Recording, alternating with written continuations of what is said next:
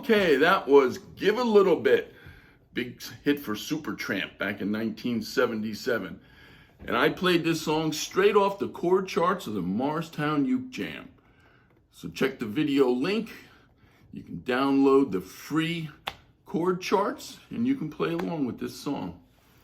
And if you're going to be in Morristown, when we're doing our monthly Morristown Uke Jams, hey, I hope you'd come out and join us. We'd love to see you there. So anyway, that was Give a Little Bit by Supertramp. Now that I've played it through, what I'm going to go do now is go through the chords. There's a decent number of chords here, and there's a couple chord patterns I want to pay particular attention to help make it easier for you to go through some of those chord progressions that they have in the song. And then we'll also look at some of the strum patterns there. You know, normally when I do these tutorials, I try to describe the strum patterns, you know, as a 1, 2, 1, 2, 3 or something like that. That's not going to work with this song. There's so many different chord patterns here. I think it's going to be better if I just go through and play the various parts very slowly. I'll give close-ups to show, you know, what I'm doing with my right hand to help you with the strum patterns with this song. But anyway, let's start with the chords. The first chord that appears in this song is a G7th. 0, 2, 1, 2. That chord is all over this song. The next chord is C. That one doesn't need much introduction. 0, 0, 0, 3. An F chord features prominently in this song. 2, 0, 1, 0. And while I'm talking about this F chord, I just want to let you know that there's a very brief moment where I switch from this F chord to this one. See where I'm hitting my pinky? And I'll show you where that takes place. It takes place in the latter part of the song when it goes.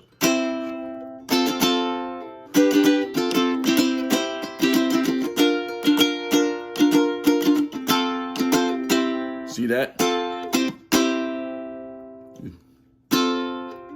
Sorry. So F, alternate F, back to C. And we'll go over that part of the song in a little more detail later. But I just want to let you know that the F chord, most of the song, I play it just like we all know the F chord. 2, 0, 1, 0. But there's that brief moment where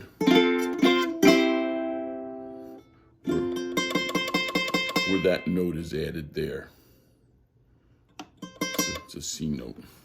Okay, so the next chord after F that appears in this song is an A minor. We all know that one. 2, 0, 0, 0. There's two D-related chords that appear together. So I'm going to show them to you both at the same time. There's a D suspended fourth. Let's start. We all know I think you all know what a D is. 2, 2, 2, 0.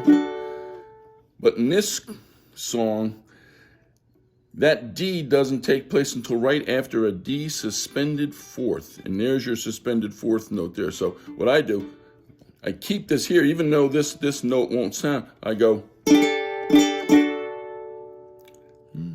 right? There's so much that we need to share. So I clamp down the whole A chord, the whole D chord, but do that. So that's when it goes from the D suspended fourth to the D. There's so much that we need to share. So you want to have this note ready to go. So you can just, all you do is lift off your pinky, and then there's your regular D chord.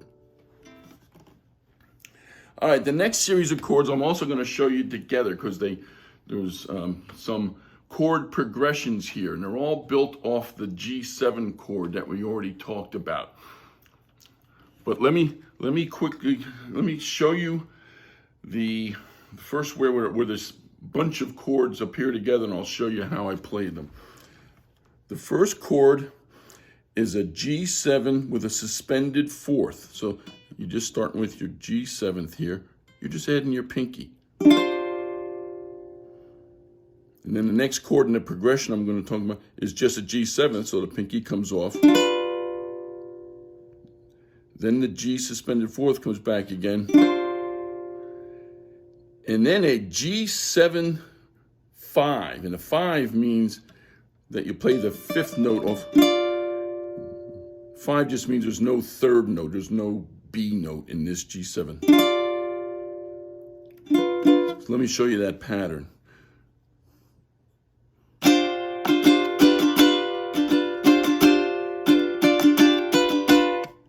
See that? So it starts with this. So I never let go of this G7th, even though this note's not going to sound through all that when these other notes are there. Just hold it there. Just keep it there. It's like.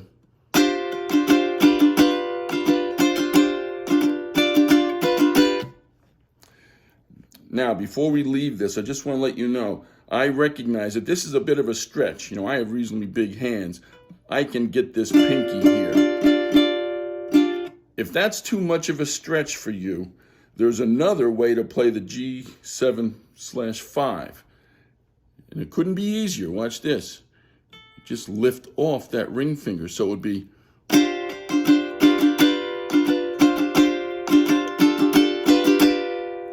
So that's a simple way out if you don't like this stretch or your finger just isn't going to get there. Let me show you that again, the alternate way.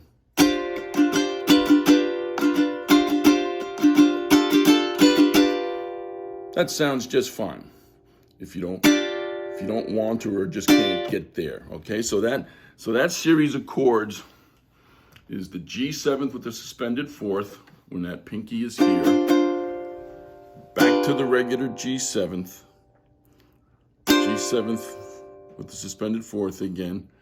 And then the G7/5, where you can either do this way or this way.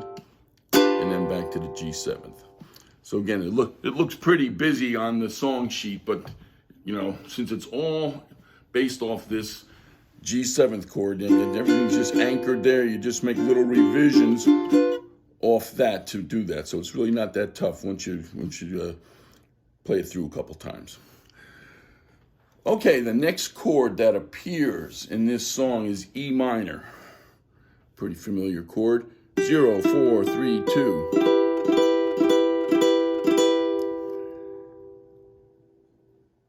And then after that, the next chord is a B flat.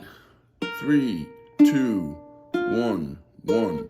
So your index finger does double duty on these two. And then.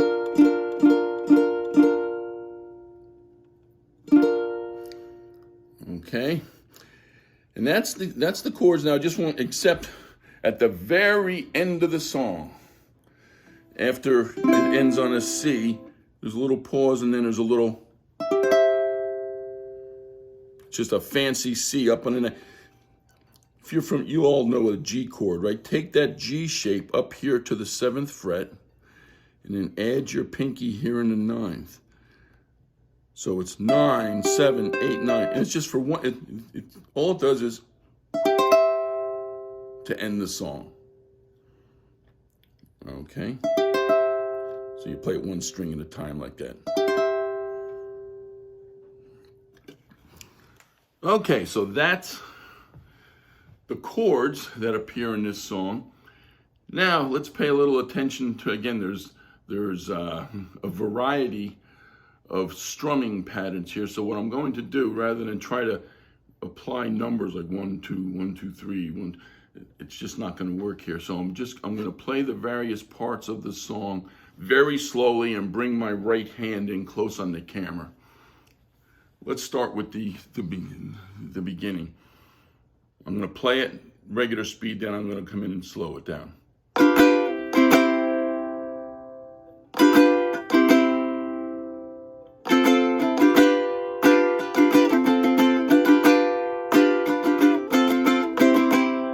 And that's how the verse goes too. So let's watch it up close.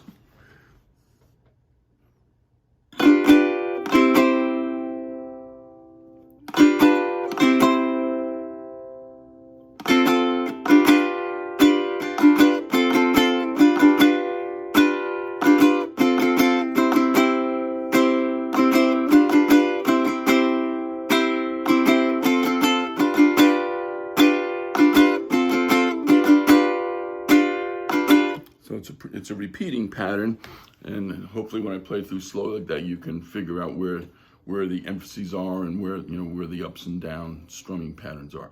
So that the intro and the first part of the verse more or less follows that strumming pattern. Then when it gets to the part, there's so much that we need to share.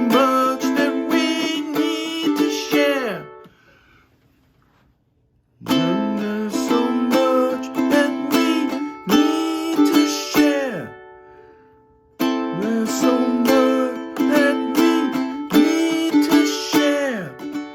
So send a smile and show you care. So that's how that part goes. And then goes right back into to the second verse, which has the same strum pattern that we just went over a minute or so ago. So that's pretty much the same. Let me go to the end of the second verse and then lead into a new sort of a bridge, and I'll play it through regular speed and then I'll come back and do it slowly. See the man with the lonely eyes. Oh, take his hand, you'll be surprised. Now here's the part.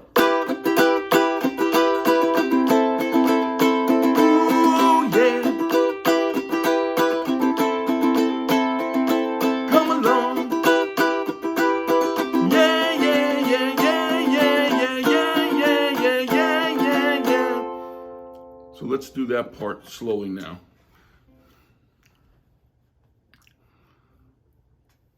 See the man with the lonely eyes.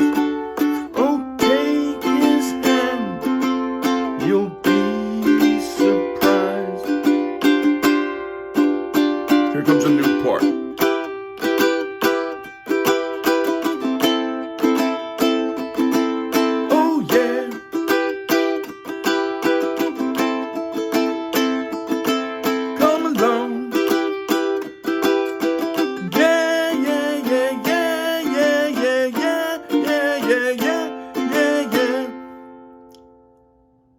So hopefully playing it slow like that will help you figure out the strum pattern there.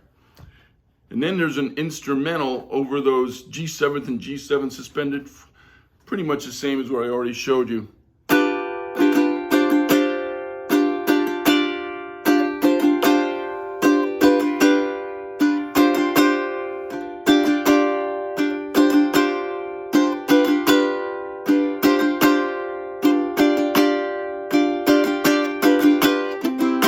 Back into the third verse. That's pretty straightforward. So, everything else in the first, I suppose, 2/3 of the song is pretty much the same, has been covered by the strum patterns that we just went over. Now, we get to that whole back end of the song, which is dominated by this chord progression.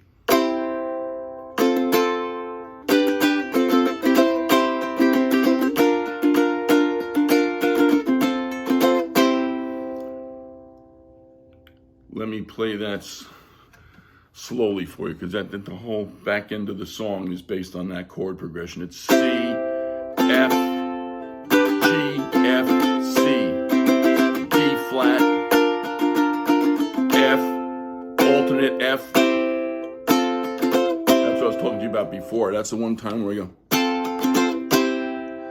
So let me show you the strum pattern there.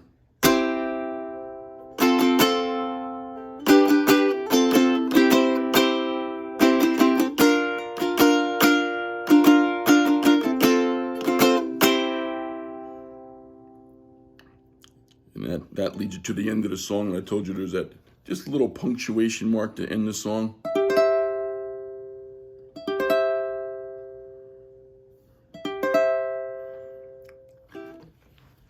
So that's Give a Little Bit. Before I leave, I just want to show you one more thing. Just to let you know, I recognize that the majority of you do not own an 8-string ukulele. But if by chance you do, this is a great song for it, because The Supertramp version has the guitar version of an 8-string uke, which is a 12-string guitar. Matter of fact, this one up here, this big guild up here, this 12-string over my shoulder is almost identical to the guild 12-string that Roger Hodgson used on the Supertramp version. But I just want to let you know that an 8-string sounds pretty cool on this song. Ooh, yeah. You get that extra chiminess. All right.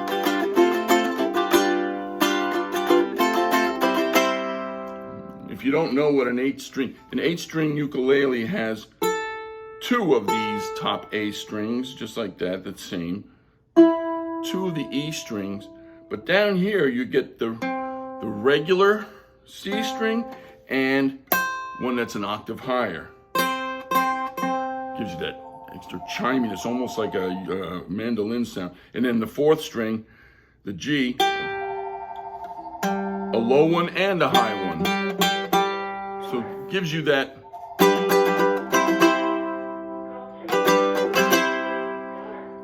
So just for your information, if you're ever interested in a 8-string ukulele, that's what it sounds like.